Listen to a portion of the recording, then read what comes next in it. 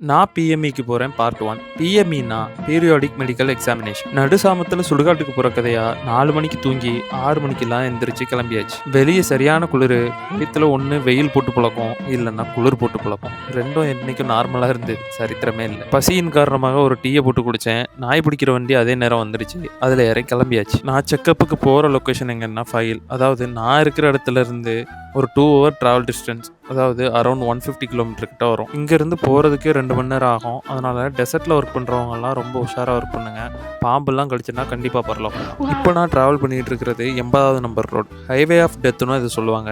90s and 91ல் Iraq and Kuwait war நடந்தப்போ இந்த வழியாக தான் நிறைய இஷ்யூ நடந்துச்சு. இந்த ரோடு எவ்வளோ முக்கியமானதுன்னா, இந்த ரோட்டில் நீங்கள் ட்ராவல் பண்ணிங்கன்னா ஈராக் பார்டருக்கு ஈஸியாக போக முடியும். ஏன்னா இந்த பக்கம் குவைத், அந்த பக்கம் ஈராக். 6:30 கிளம்பி 8:30க்கெல்லாம் ஃபைல் வந்து ரீச் பண்ணிட்டேன். அல்சபா கிளினிக்கில் தான் ஃபுல் செக்அப் பண்ண போகிறோம் இன்னைக்கு.